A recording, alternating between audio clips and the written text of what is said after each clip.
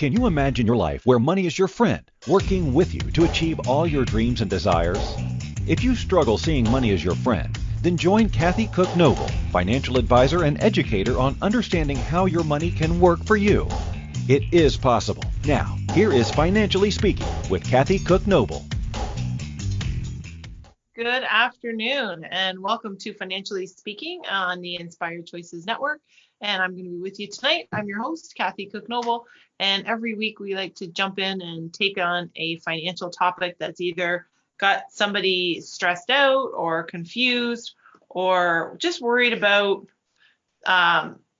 or worried for someone, whether it be their retirement future, whether it's their current emergency future, if it's their health and their concerns about their health, if it's concerns about their children, if it's concerned about their elderly parents or any dependent that they're looking after that might have some special needs. That's what we tackle here. And there's all kinds of different ways of thinking about finance. And I know a lot of the time when people hear that word finance or they hear about financial advisor, for example, they think, oh, instantly, I don't want to talk about that. I don't understand. I don't like it. It makes me nervous. And I get that. I see that every day in my practice. We have a finance practice here. And as a licensed advisor, I see it. As a bookkeeper, I see it. It scares people. It can be overwhelming. It's one of those things where people get a little bit overwhelmed and confused and scared, and we try and help them with that. And that's what we do here on the Inspired Choices Network, and that's what we do here on Financially Speaking. My job is to tackle the financial part, and the rest of the network I leave for all what I always say is the harder stuff, because it's the stuff that ties it all together. So it's about your mindset. It's about your spiritual needs, your emotional needs, your physical needs, and all that health goes together. And I've talked about it before, and we'll probably talk about it again, but all of these pieces go together, and that is where you have to have a healthy state of mind, you have to have a healthy body, and you have to have a healthy financial setup as well. And that all comes together and gives you a healthy overall perspective and overall makeup. And with that, it also makes you healthy, because then you're healthy, and then you're happier too, because when you feel good and you look good and you've got money in the bank and you got investments saved for your future and all these pieces come together, it makes you happier. And when you're happier, we're more productive, we're nicer to be around, that's for sure. And we're able to help more people. So it's really not just about whether or not you have lots of money, whether or not you even want lots of money. Some people don't. Some people, it's not about the money, and it's not about how much they have and how many zeros are after their numbers. It's about being financially secure, being financially free. And financial freedom comes from having no obligations or no one controlling you. And if you owe money to somebody, then somebody has some control over you. So, and I'm not saying it's a bad thing, because there's some stuff where it makes sense and we can work with that with our plan, but we want to make sure that we are financially ready to tackle the world and take care of our families and ourselves. So I always invite people to plug themselves in on the Inspired Choices Network. Get what you need when you need it, because there's always a show that's available for you. And it's kind of it's interesting, because I know, being a numbers person, it's more of a black and white, 2 + 2 is 4 kind of situation. I deal with that every day. I deal with numbers every day, but everyone always thinks it's just a straight line for me, but it's not. Numbers are not a straight line. There's always variations that happen. Life happens, and that always changes our numbers, and it always changes our goals. It changes our desires. And that's also when we need some support outside of just a financial person. And that's where the Inspired Choices Network really shines, because we're able to help people when they have problems with their kids, or problems with their spouse, or problems with themselves, and their potentially just their self-esteem or their mental health or wellness. Problems with their pets. It all comes together and has an effect on us. So find a a show or find a host that really speaks to you when you need them, and plug yourself in, listen to that, contact them, join the chat room, ask questions if you want, and they're always happy to help. The potential out there is there's something missing, and if there is something missing and you're the expert, or you're told you're always so really good at solving these problems or figuring out these solutions, then maybe now's the time to talk to Christine McIver about hosting your own show and sharing that knowledge with the world, because it's amazing how many other people will be thinking the same thing. And that's who we are. And I mentioned I'm a licensed advisor and I have a bookkeeping practice, and I'm also I run a women's investment and social exchange. It's the WISE Club, and we join online. It's a group where we talk about all the things that we talk about here, but we specifically talk about your issues. So some people have asked me, and I get this actually a lot, the differences in mortgages and what do the different terms mean. And I will do another show on it because I have done it before, about what's the difference between an open rate, a variable rate, a fixed term, a variable term, what's better overall, what's the home equity line of credit. I get those questions a lot. So how do I know what kind of mortgage I need? And these are not how do I invest for the future kind of questions, because when people they hear you're a licensed advisor and they think, oh, well, you're just going to tell me what stocks to buy or what funds to invest in. And I find it's more of a whole plan, and I really don't know how you would put it together without looking at the whole picture. And the whole picture being, when do you want to retire? How much money do you need in retirement? What does retirement look like? It's not just about money, because you can have all the money in the world, but retirement's a lot about planning your time too, and a lot about mentally preparing for it. It's about if you're with a partner, if you're married, if you have somebody that is your significant other and you're planning on keeping it that way in retirement, then you also have to deal with what's our schedule going to look like? Because, once I retire, I'm home all the time. And if you're retired, you're home all the time. And if you're not retired, when are you retiring? And what does that look like? So there's a lot of pieces, and it's fascinating to me. It's just like your whole life is just one big puzzle, and all the pieces need to fit together to make it a happy, healthy picture. And that's really, if we think of it like that, then we'll be more focused on the overall plan rather than whether or not my neighbor just got a new car, or was able to put in a pool this summer, or built a new fence, or went on an expensive vacation. But we all know nobody went on a really expensive vacation this year, because we were all grounded this year with our global pandemic. So nobody got to go on really, really expensive, fancy vacations probably. But when we do, and the world opens up again and we start traveling and exploring different places, then we also put that we put that stress on us, actually. And I don't know why we take that burden on. Maybe it has to do with so much influence on TV or social media, but we're always trying to compete, it seems, with our neighbor or a friend or cousin, and it's typically people we're not that close to. And it really doesn't matter what they're doing, because what matters is what we're doing and how we are. And I do know, because I see a lot of financial information, that a lot of these people we're competing with are having some serious debt issues as well. So this is what we do here. We just focus on ourselves, and we focus in the WISE group, we focus on our individual situation, how to make it better, and we're there to support each other. So I invite you, if you want to join us there. We're going to have some really great, I think some really great promotions for free membership trials, and getting them on track, getting their financial future, and getting their families all set up. So I will share more with that as we roll it out. And tonight we're going to talk about fraud. We're going to talk about financial fraud. We're going to talk about scams. We're going to talk about why we care about these things. We're going to talk about what they look for and what we look for. And by they, I mean the people who are scamming us. So especially this time of year, I thought, it's the 1st of December tomorrow, and we're coming into a busy Christmas season. We've had a very unique and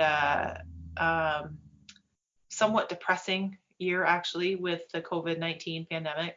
And the sad part of it is the stats are all coming out, and if you follow it and you read it, there's always information we can be hearing that's either right or wrong or good or bad with COVID-19. But one thing that we do know, and it has not been disputed, is that the the increase in mental health and family domestic abuse, child abuse, alcohol abuse, drug abuse, increases in that is definitely related this year to being isolated and the change in our entire life on how this COVID-19 has affected us.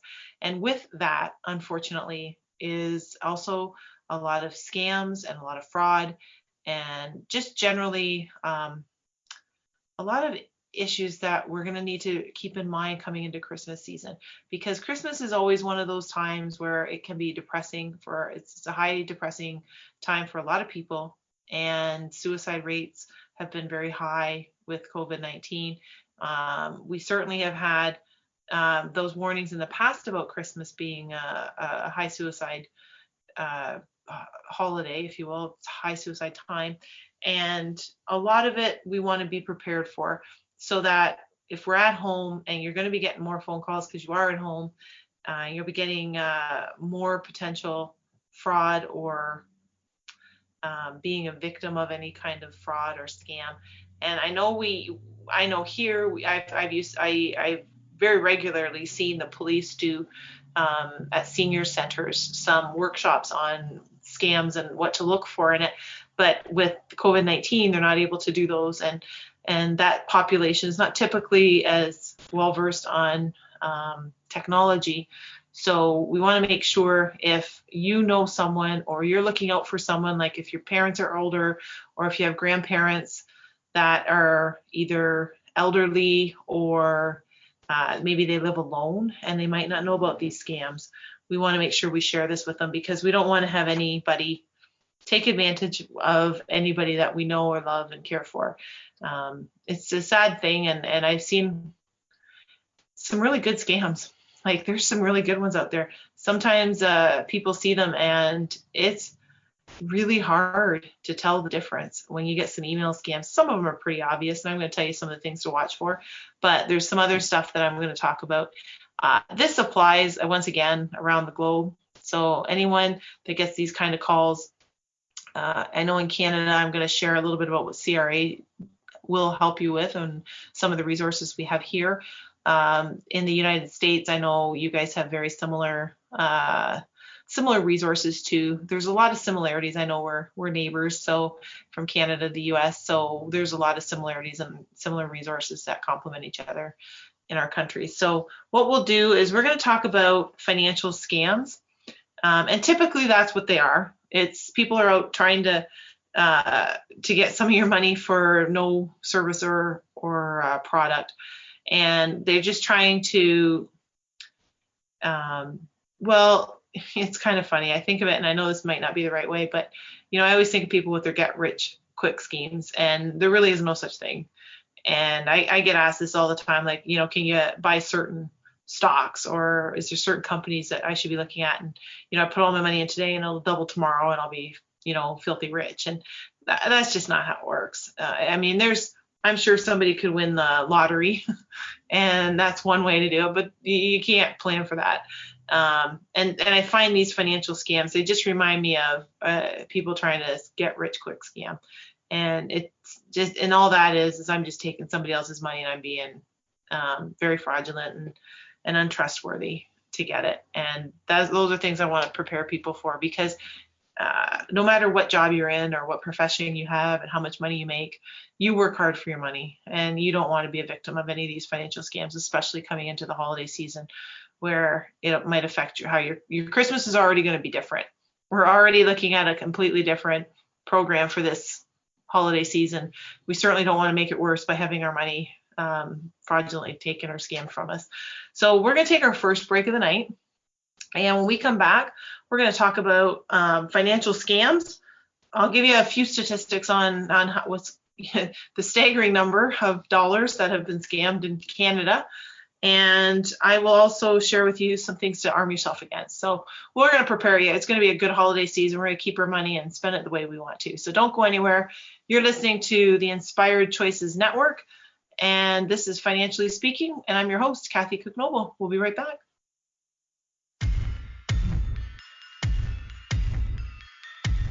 Too many of us get caught up in the unreal lives of reality television and complete to acquire stuff, which is setting us up to accumulate lots of debt.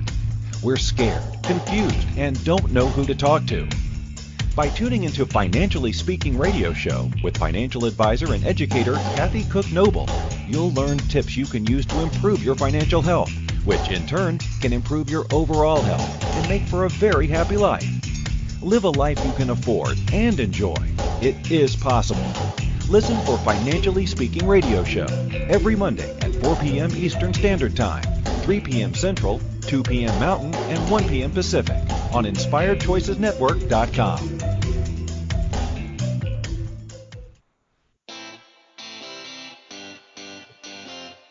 Are you a subject matter expert? Are you here to share your expertise with an audience waiting to hear from you in only the way you can deliver?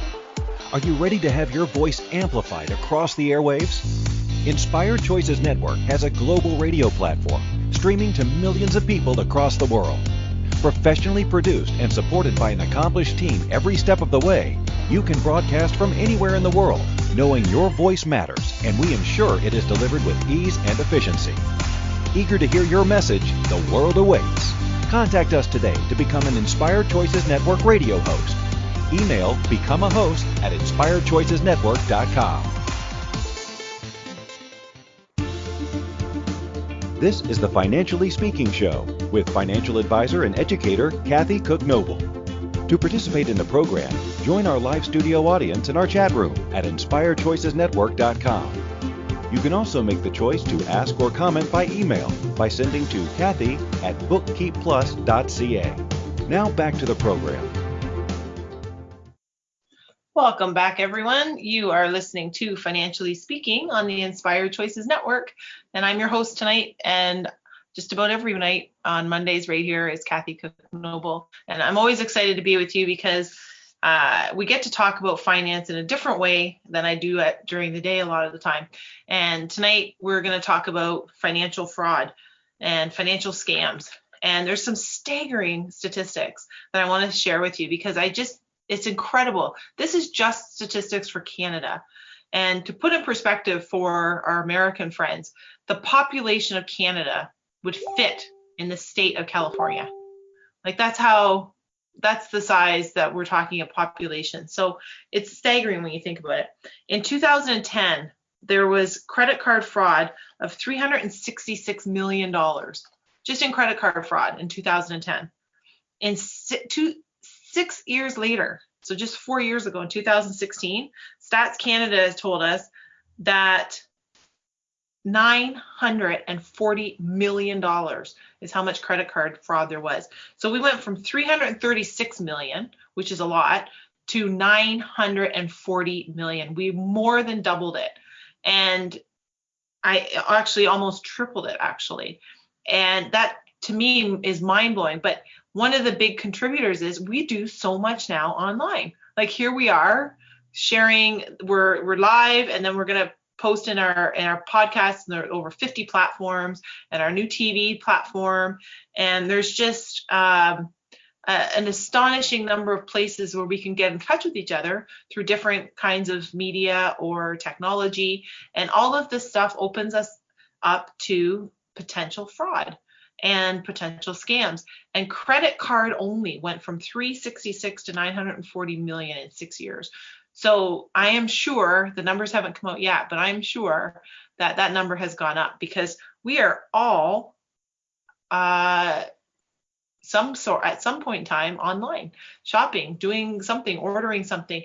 The statistics just from Black Friday are up. I think it was 22% for Black Friday online sales overall, which means we were shopping more online.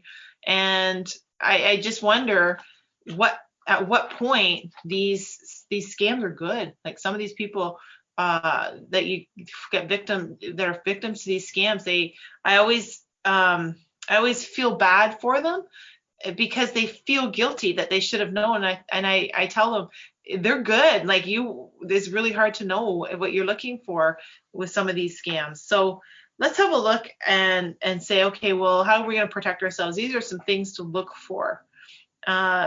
And I'm going to give you some ideas too on on things to protect yourself with. So there are more forms of fraud that we've seen in emails, phones, and text messages. So these are things that we're going to look for. I'm sure everyone out there has had one of those bogus emails that you get that say, and I've seen them so many times, where you've had an email and they've got no relatives and you're going to inherit this money. All you have to do is transfer them $500 for the bank fee or the wire fee or whatever it is that they come up with. And there's a lot of people that have fallen for it. So if you fall for it, don't beat yourself up. You're not the only one. There's a lot of people that have fallen for it, and you know, for them to keep up with it, that they're successful, which means they're good at it. They're convincing. I can tell you, I get calls all the time. In Canada right now, there is a ton of scam calls going around where people call and say that it's a recording actually, and it says that they're calling on behalf of CRA, and you're going to go to jail if you don't push one now or talk to a person or input your personal information. I usually don't go that far into the call, but I do know a lot of people that have, and I've had clients message me and there's concern because CRA is contacting them, and I'm like, don't push anything, don't transfer anything, don't confirm anything. It's a scam. CRA does not call you. They don't call you. They send a letter first. They don't. That's not how Canada Revenue Agency works. That's not how they conduct business. They won't just call you on a recording and say submit this and do that. The only time they'll call you is if they've sent you a letter first saying they're going to call you, so that there is no surprise. It's very, very rare. The only time that it would be a surprise for CRA, and it would be somebody in my industry that would see this, because if there was some kind of activity that took place and CRA is investigating somebody, for example, it's typically due to tax fraud or tax evasion, and it's got to be pretty severe, where they show up to seize your assets or your computer, or usually show up at your accountants to seize that and get information. Very rarely would you actually would never get CRA calling you to say, hey, we're calling you about this. They would send you a letter first and say, this is the whatever you've applied for something, we're reviewing your application, or there's an issue with something, or your tax assessment is this, and then we'll be calling you. And it's not just these collections departments saying they're calling on behalf of CRA. So if you get those ones, don't give them any of the information. So another example, there's a lot of indirect scams where this one's going around right now, actually, where you'll get an email and and again, a lot of it will be CRA, which is the Canada Revenue Agency here. There's a lot of emails that'll say there's an interact waiting for you, click here, and it looks really good, but you have to look on the email and right click if you can't, to make sure you can see the actual email address, because a lot of it is some bogus. It's not a CRA website or email domain, I mean. So you'll see stuff that says you've received like a nominal number, like $450, $525 from the Canada Revenue Agency, and just click accept to deposit the money. And then it says you have to respond immediately because the email expires in 24 hours. That is the urgency that they try to get you to feel pressured to reply to this. And people click on it, and that's when they gather their information, and they're subject to these scams. So one of the thing, and in our chat room, PayPal is mentioned, and that's absolutely right. PayPal is really, really good. No, I don't mean PayPal, the actual company. I mean the scams that people use with PayPal. You have to click on the email to see where it's coming from, because that email that they use looks so good. They even have that copyright with PayPal, and there's going to be something subtle that isn't correct. And a lot of the time it's a grammar or a spelling mistake that you see, but all the time, if you click on that email, most people don't know that when it comes in, you can click on it and you can see the whole extension of the email to see where it's not at paypal.com. It'll be at, abc123.com, and you're like, oh, that's not PayPal. So you know it's not legit. I always think, if when in doubt, throw it out. Don't take the chance. If it's really that important, you can log into your PayPal account You can always go online and check your own credit cards. You can call the banks yourself for your credit cards if you think it's something. If they call and say, oh, we're calling on behalf of your MasterCard, your Visa, your American Express, whatever the case is, you can say, I'll call you back, and then you call from the number that's on the back of your credit card, not the number they give you. You call on your credit card and you ask if someone's been calling looking for you, if you're concerned about it. One of the things you'll often have I want to give you just some signs to look for with the emails. It usually starts with dear client. So, or it'll have your name. The ones I get, my name's always spelled weird or wrong, and Kathy's not that hard to spell. So I always know there's something funky going on right then and there. Government and financial institutions will never send you email, interact email. They will not send money through email or e-transfer. It doesn't happen. I can't do it in my industry.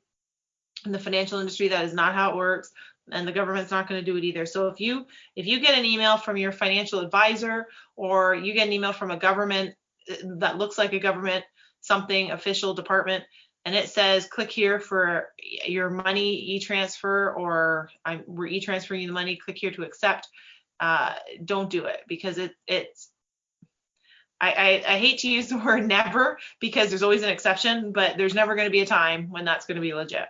So don't do it. And if you think it is legit, and your financial advisor, for whatever reason you think it's legit, and you get an email, call your advisor before you click on anything and ask them. But you'd be hard pressed to find that to be real. So don't do that. You want to make sure you look at the links that don't match the visible identification. So if you move your mouse over the link in the email, like I mentioned before, the URL, which is the web address, you'll be able to read that. Either if you can't do that, right click. There's always a way to look at it. And if it's a different box than what you see in the email, that leads to a fake site. So that's the other sure red flag that something's wrong. Grammatical errors that don't make sense, or they mention things that don't make sense to you, that you wouldn't, it just throws you off a little bit. Some emails refer to a problem with your account. This is the one, the urgency to, you must quickly click here or call here or do something. Government, again, the government and financial institutions will never send you an email like that. They will never notify you through some unsolicited email, and they'll never tell you to click here to go to your account. That's not how they work. So if you see something like that, that instantly is a flag. Before you panic and say, oh, I have to do this right now, I only have 24 hours, or my account's going to be frozen, or something's going to happen. That's not how they work. So first thing when you see that, you think, probably a scam. And then if you're confused, or if you're wondering if it is a scam, you can always call your institution where you bank, or your advisor, or if it's a government office. But they don't send money like that, and they don't send notices of problems with your accounts like that. So what do you do if you get one of these emails? Well, you don't respond, and you don't click the links. So you're not going to give any of these fraudsters any of your information. If you aren't sure about it, like I mentioned, if it's an online account, just log into it from a different web page and see what it is. You can contact the security department. There's an institution it's called the Canadian Anti-Fraud Center, and you can report the spam.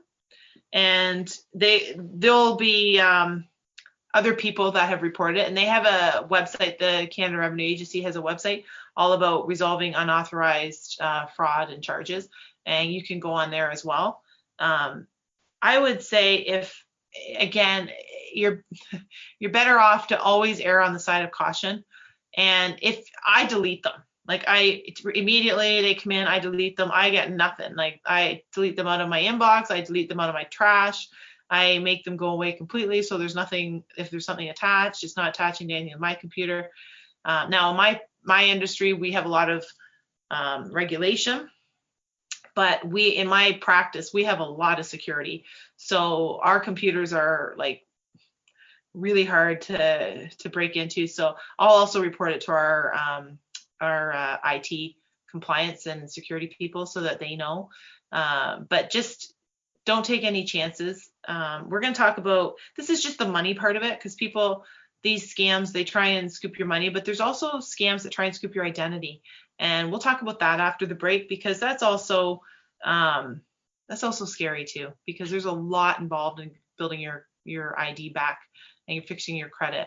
So if you see any of these bogus emails or problem emails or e-transfers or texts in that sense, just delete them.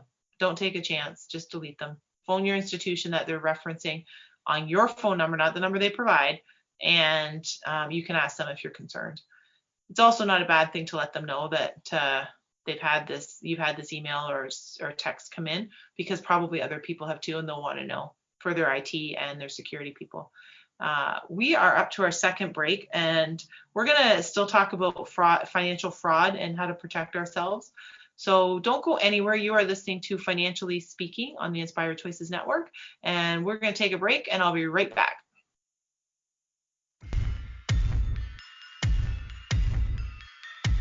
Too many of us get caught up in the unreal lives of reality television and complete to acquire stuff, which is setting us up to accumulate lots of debt. We're scared, confused, and don't know who to talk to. By tuning into Financially Speaking radio show with financial advisor and educator Kathy Cook Noble, you'll learn tips you can use to improve your financial health, which in turn can improve your overall health and make for a very happy life. Live a life you can afford and enjoy. It is possible. Listen for Financially Speaking radio show every Monday at 4 p.m. Eastern Standard Time, 3 p.m. Central, 2 p.m. Mountain, and 1 p.m. Pacific on InspiredChoicesNetwork.com. Money is complicated, right? Actually, no, it's not. You don't have to be a trader on Wall Street to get a handle on your money. TV shows often instill fear to keep you believing you can't understand it or do anything yourself. If dealing with your finances brings up a lot of other F words, then you need to read All Ladies Should Use the F Word, A Guide to Loving Your Finances by Kathy Cook Noble. Kathy helps you take control of your finances and leave the other F word, fear, in the dust.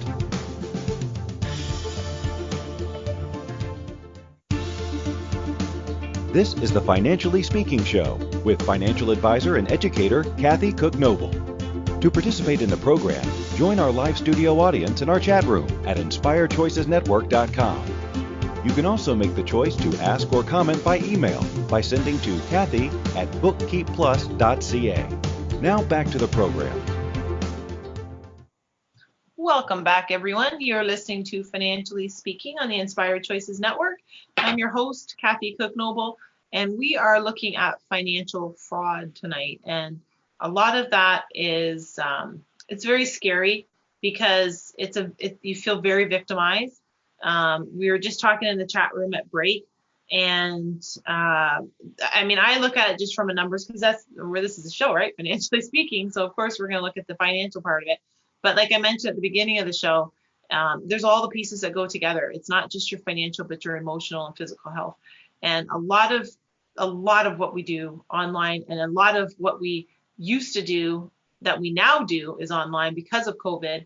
We're doing a whole lot more online. We're ordering groceries online. We're talking with friends and family online. We're doing our finances. Obviously, we're paying bills, stuff like that. We're also dating online.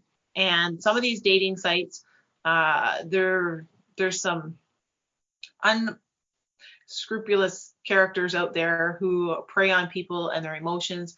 And that is one of the hardest parts, because it's not just about the money. I mean, it scares me. And I say this with a lot of planning and emotion that needs to be protected. But at the end of the day, it is just money, and we can make more money. We can replace money. But when it comes to the dating sites, and they take advantage of people, and they get scarred emotionally, and they're hurt. And I think that is one of the biggest tragedies, because those people that get taken advantage of like that, and I actually do know people who've been on dating sites, very kind people that are genuinely looking for long-term marriage prospect kind of dating, not just a date for Saturday night. And they've been scammed by people. And then once they build this relationship, then they start asking for people to send them money, and I'll come and see you. And that to me is very heartbreaking, because you've trapped somebody emotionally, and then the whole goal is to take advantage of them financially. So please be careful if you're on any of these sites. I don't care who they are. I don't care how long you've been talking to them. Please do not send money, and do not give them your banking information.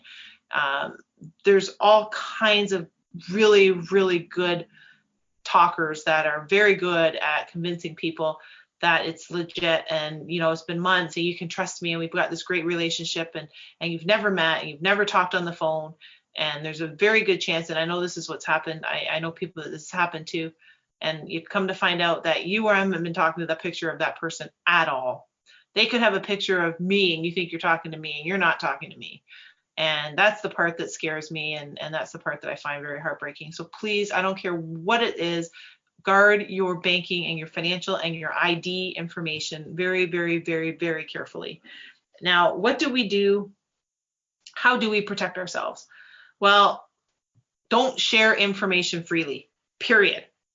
Don't share it freely. If somebody calls, and this is the part I always find interesting, and I find this is probably our big challenge. If somebody asks you a question, you feel compelled to answer it. So if somebody asks you, how much money do you make? You kind of feel awkward about it, but a lot of times people don't really know how to say, gosh, that's none of your business, or I'm not comfortable telling you that. Some people do, and some people can. But for the most part, most people, when someone asks you a question like, how much do you weigh? Like, have you lost weight? How much weight have you lost? But some questions that are a little bit more personal, you feel awkward about it, and you feel awkward answering it, but you do, because you feel this need to do it. And I know in Canada, they always say how Canadians are always apologetic and polite. And I think part of that comes with this territory too. Don't share your information freely. Just because I ask you how much money you make, you're not required to tell me that. Now, if you're a client and I need to know it for your plan, that's a whole different story. But if we're on the street and we don't know each other, and we just start chit-chatting, or we're in line at the grocery store and we strike up a conversation, it's none of my business.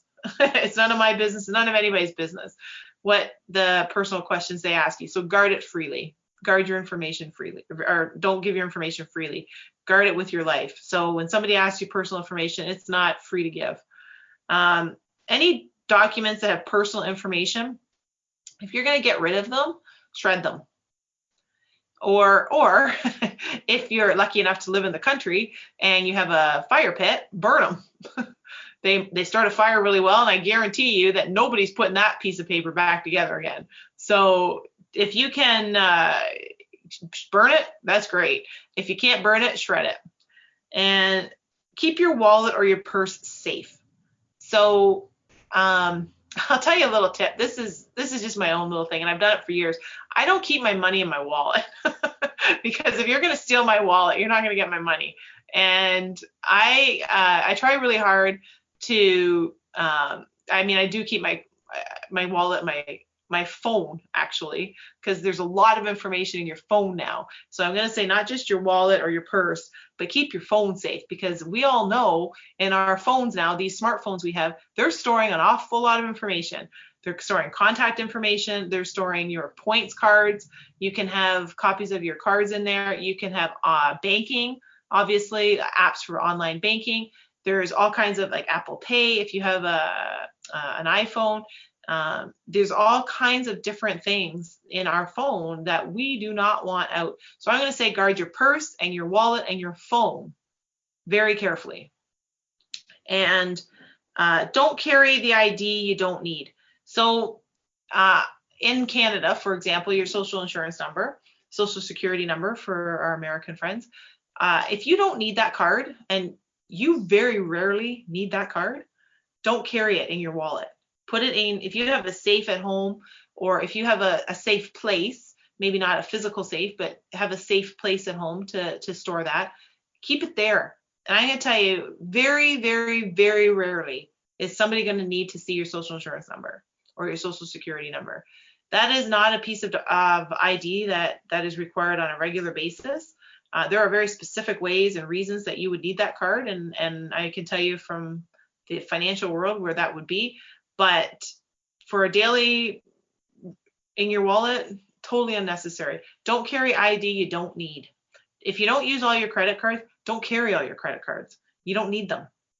If you only have one card that you use regularly in case of emergency, okay, carry that one. You don't need the rest of them every day. So keep them in a safe place. If you can lock your mailbox. Now, I know here in Canada, we've got a lot of those super boxes where you have to go there and Canada Post is giving you a key instead of having door-to-door delivery. But if you still have door-to-door delivery for your mail, if you can lock your mailbox, do it. Part of this goes back a few years with identity theft. One of the big ways they were doing it was they would steal your phone bill. So every other, and most people don't notice that they're not getting their phone bill every month. So they would get it every other month. And eventually the person who was stealing your identity had enough ability and gone through enough of the mail that they're stealing your identity. You wouldn't even know it because most people don't notice every other month on their invoice, especially their phone bill. So if you can lock your mailbox, lock your mailbox. Limit the number of credit cards that you hold. I mentioned don't bring them all with you, but make sure you know how many you have and make sure you know what you have. Check your credit report once a year. I've talked about this before. You can get your credit report once a year for free. So get your report every year and make sure there's no weird or abnormal activity on there that you aren't familiar with or don't recognize. Make sure the websites that you're using are secure if you're going to be putting personal information in. So if you're shopping online, and I mean, how do you not mention Amazon? Because that's in the news all the time, and Amazon's sales have gone up unbelievably in this last couple days because of Black Friday and Cyber Monday. But if you're using Amazon, for example, and you know that Amazon is a trusted site, that's when you can put your personal information in and you feel okay about it. If it's a site that you don't know anything about and there's errors in it and there's problems that come up with it, don't put your personal information in and don't share that. Delete emails that ask for personal information. Just delete them. You don't need them. And keep on your computers, keep your firewalls and your spyware and all that stuff up to date and make sure it's working right. Because we are in a technology world where we are going to use our computers, whether it's our smartphone or whether it's our laptop or our desktop or our iPad or tablets, whatever it is that we're using, make sure your security is good, working, and up to date. Your computer passwords, it's so funny. There's a lot of different things out there in terms of apps and so forth on storing your passwords. Keep your passwords in a safe place. And I just want to say on that, passwords shouldn't be, and I know everybody knows this, we've all heard it before, don't use obvious things like your birthday, your anniversary, your phone number, stuff like that. Make your passwords something, frankly, that don't mean anything to you, so that if someone was trying to hack you, they couldn't figure it out because it means something. My passwords mean nothing to me. Like absolutely nothing. So it's completely random for me with passwords, and you have to have them in a safe place or you have to commit them to memory. Safe place is always good, but make sure that you keep your computer passwords safe and you know where they are. Don't give any telemarketers, I don't care who they are or what they say or why they say it, don't give them your information, your personal information. And if you have paper bank records, you can save them for at least a year. And then if there's anything that is happening in patterns or if you have any fraud or problems, you'll have the records of them. And I tell people this in finance all the time, always, always, always be skeptical. If it sounds too good to be true, it probably is. I said it earlier tonight, and I'm telling you, there is no such thing as a get rich quick scheme. So if something sounds too good, that should be your red flag to say, hey, I need to explore this a little bit more, and I need to ask a few more questions, and I might need to get somebody else's opinion and help on it. So don't feel pressured at all to jump into any of these things. And if you are a victim, there's some things that we can do. And some of those things are contact your financial institution immediately and let them know so that they can either freeze your account or cancel your credit card if the case may be it's a credit card, whatever it is. Do that. Notify. In Canada, we have two main credit bureaus, Equifax and TransUnion. Notify them right away so that they can make a notation on your file. Contact in Canada, I mentioned before, the Canadian Anti-Fraud Center, and that's just exactly the antifraudcenter.ca. Contact them, let them know. Contact your local police and let them know, because if it's happening in your area, they might need to know because there might be other victims, and then they're going to be able to piece it together and hopefully find the people that are doing it. But definitely there's some stuff you can do if you're a victim of financial fraud or identity theft. So we're going to take our third break and final break of the night. Gosh, talking about fraud seems to fly by. So don't go anywhere. We're going to take our final break, and then we'll come back and just wrap up our conversation about keeping ourselves safe, our family safe, our ID safe, and our finances safe as we go into the holiday season. You are listening to Financially Speaking on the Inspired Choices Network, and we will be right back.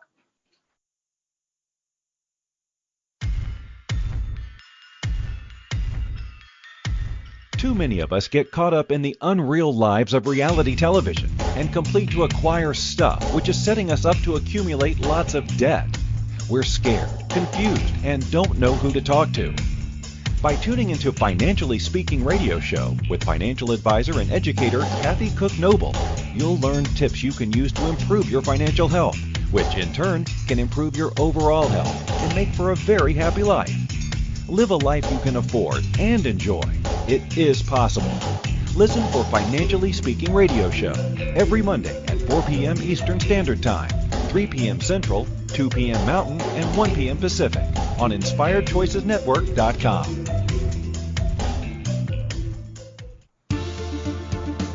This is the Financially Speaking Show with financial advisor and educator Kathy Cook Noble. To participate in the program, join our live studio audience in our chat room at InspiredChoicesNetwork.com. You can also make the choice to ask or comment by email by sending to Kathy@bookkeepplus.ca. Now back to the program. Welcome back, everyone. You're listening to Financially Speaking on the Inspired Choices Network, and we have been talking about financial fraud and identity theft. And we just started talking about that at the end of the last break. And you know, it's funny. People don't necessarily think of themselves as being a target for identity theft. Like when you think about identity theft, you think about, well, who would want to be me? Like, why would you want to steal my identity, right? I get it if you want to steal Oprah Winfrey's or Bill Gates. We can all sort of understand. Yeah, of course. Jeff Bezos. Maybe some of those people. But why would somebody want to just steal my identity? And the truth is, identity theft it's not just for people that are in that category that I just mentioned, where they've got a super amount of wealth and they have people monitoring all the time. But it's unfortunate that we have about, I'm just looking here, we've got 1 in 3 Canadians will be victims of fraud, according to the Canadian Chartered Professional Accountants Association. And that's a lot of fraud, 1 in 3. So that's what we want to look at. Identity theft is where people pretend to be you. And not everybody understands that, but they take over your identity and they assume being you. So they can do that by going through your mail. I mentioned before, shredding your paperwork, your bank statements, your documents, if you can, burning it, even better, if you have that option, but shredding it for sure. Check your credit report. I mentioned that because if you start to see credit cards being opened up in your name and you didn't do that, then that stuff's going to show up on your credit report. And if you have the option, I would recommend on any credit card you have, put a spending limit alert, or an alert that, because I know a lot of the credit cards, you can get an alert saying that a payment has been made without the card. So if you do something online then it will come in and you'll get an email alert that says your MasterCard has been charged X amount of dollars without the card. So you can say, hey, did I just order that online? Is that right? Or it'll be somebody just has your credit card number and is doing transactions, and then immediately you're going to know, and you're going to call the credit card company, you're going to tell them. So think about putting those on if you can. Check your bills and review your statements. Make sure, getting all choked up now, make sure that your bills look correct. So when you look at your credit card statement, if you did not order something on Amazon and there's an Amazon charge there, you need to look into that, because that means your card's been compromised. If you have any kind of invoices come in and they're from places you don't recognize, but they're in your name and they're new, they could either even be a new charge card. Just, you need to look into it. If it's not familiar, take the time and look into it. And absolutely think twice before you share your information. Just because I ask for all your personal information doesn't mean you're required to give it to me, and you don't have to, especially your social insurance number. And don't click on links online that aren't links that you have asked for or that you don't recognize. Social media is a fact of life. There's a lot of people on a lot of social media platforms. And with that comes a lot of advertising. And you will see these pop-up ads, or you will see as you're scrolling along, an ad is there and it's targeting you to say, buy this new pair of shoes, or buy this cool gadget, or this cool jewelry, or cool shirt, or whatever the case is. Treats for your dogs, toys for your dogs, cats, whatever. And if you click on it, you're instantly taking yourself into a place where you don't know if it's secure or not. So if you're not sure about it and you don't recognize the company, but you think it's a cool gadget, then go online, do your research, find out if it's a legitimate company, find out if it's a legitimate product, because a lot of time you'll put your information in and you'll not receive the product. And the credit card company says any abnormal activity, report it in 30 days. And you might be getting emails saying delay, get you past your 30 days. And now you're in a position where you're potentially not going to get recovered the money from the credit card company, and your credit card might be compromised. So be very, very, very careful. There's nothing wrong with being careful or being cautious, especially when it comes to your identity, especially when it comes to your finances. There's nothing more important than you protecting yourself, your family, and your money.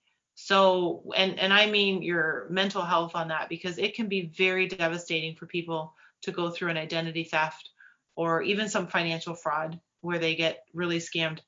And yes, we have some in the chat room, which of course I always invite you. You're welcome to join us. All these free trials. Be super, super careful. Just put your credit card in and we'll charge your card after 30 days. You be very, very careful on that, because those are also nice gateways to scamming people on their finances. We are coming to the end of our conversation about financial fraud. It's fascinating because there's so many different types of scams out there, and I just want people to be aware not to get caught in any of them, especially going to the holiday season. I hate to say it. It's a sad, sad, sad thing to say, but during the holiday season is one of the easiest times to take advantage of people. So lock your cars, don't have gifts laying around for obvious theft reasons, but really keep tight control on your purse. Don't have your purse open where your wallet's accessible to pull it out easily. Make sure your wallet's secure. Make sure your phone is secure. Make sure that you're not carrying a lot of money on you all the time, where it's a possibility where you've just got lots and lots of money doing your Christmas shopping because you think you're going to take the whole wad out with you and do it all at the same time. Take time to be very careful and aware of your surroundings. Obviously, we're supposed to be social distancing, but just make sure nobody's getting too close to you so they can lift your wallet or steal your purse or grab your phone or your wallet, whatever the case is, your ID. Just be very, very careful. And we'll be back here next week to talk about more financial topics and questions and concerns that we have. And we're keeping everybody safe financially and growing their money, and really overall keeping everybody in a happy, financial, healthy position. So join us again next week, and we'll be right back here talking about more topics on finance on Financially Speaking on the Inspired Choices Network. And I thank you all for joining us tonight. We'll talk to you soon. Thank you for choosing to listen to Financially Speaking Radio Show. Kathy Cook Noble will return next Monday at 4 p.m. Eastern Standard Time, 3 p.m. Central, 2 p.m. Mountain, and 1 p.m. Pacific on InspiredChoicesNetwork.com. We hope you'll join us. Until then, have the best week of your life by making the choices that bring you all that you desire.